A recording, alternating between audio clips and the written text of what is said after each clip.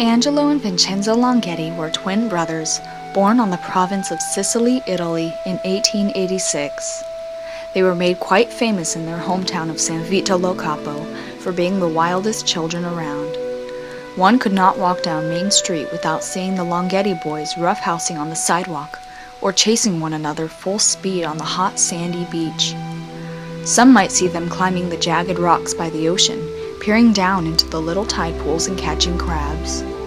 They were each other's best friend, and every day they would play till sunset and fall asleep on the sand or in the grassy fields of Monte Cofano Valley where the farmers lived. Angelo and Vincenzo did not live in a large, wealthy family, yet they didn't struggle. They attended school and had a nice home. However, when the boys turned 21 years old, their lives changed forever. Pneumonia took the lives of both of their parents. The twins managed to escape the disease. Now they agreed to support each other. The problem was that jobs were scarce. Their elderly neighbor mentioned a place, the land called America, where wealth was abundant and the land fertile, or so the legends told. It was a difficult decision, for Angelo and Vincenzo had lived in Sicily their entire lives. Nevertheless, they had no choice. They packed their bags with clothes, blankets, money, and a photograph of their parents.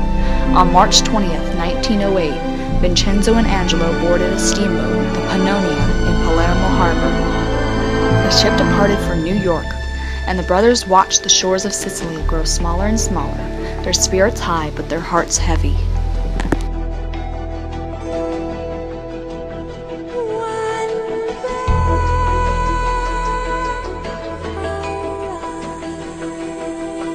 The cargo hold of the Pannonia was dark and crowded. The Longhetti brothers slept individually, and though Angelo remained healthy, Vincenzo wasn't so lucky. He caught influenza. For the month-long trip, Vincenzo sat on the damp, cold bottom of the ship, coughing his lungs out and suffering from diarrhea and stomach problems. He was severely dehydrated because of this, and he was certain he would die before they reached the shore. There wasn't much to do to help him, and Angelo simply stayed away from him. The Pannonia pulled into the Ellis Island port, where the legendary Statue of Liberty stood tall and proud. Unfortunately, the joyous vibe Lady Liberty gave did not fit the inside of the inspection port.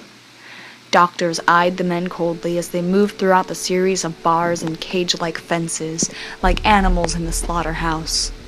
The eye man painfully tugged at their eyes with a shoe pick.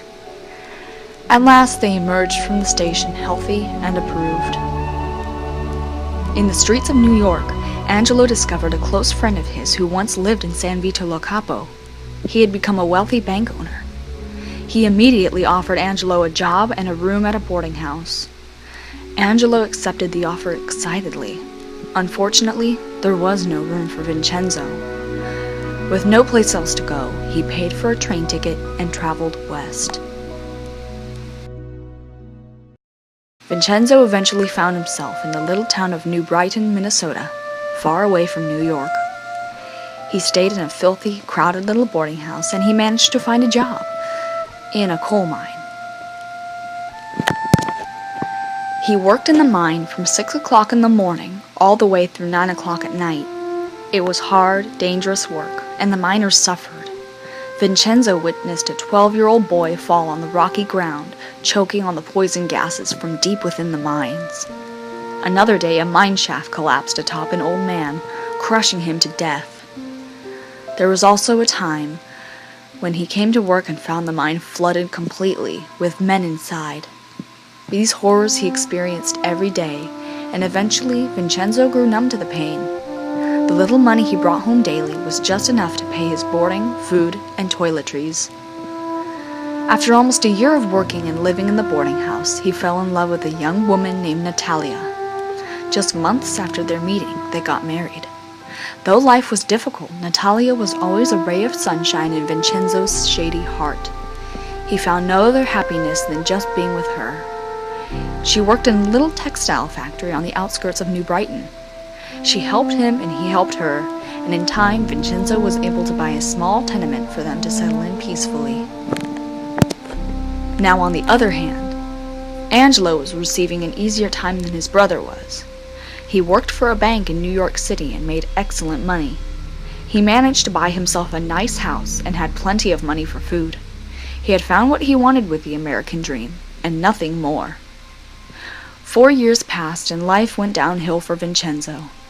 An explosion occurred in the deeper passages of the mine. Luckily he wasn't killed, but a projectile shard of rock slashed him across the chest, leaving him a permanent scar.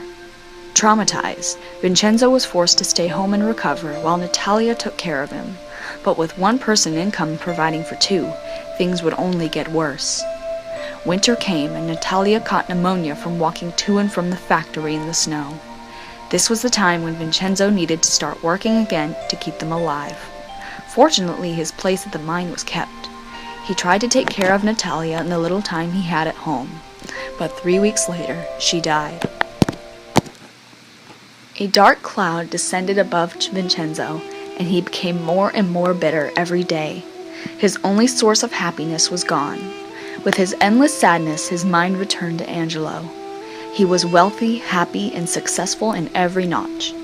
Soon, Vincenzo's jealousy turned into hatred for his brother. Angelo had always been considered better than him, especially by their father. Vincenzo would never come to his level.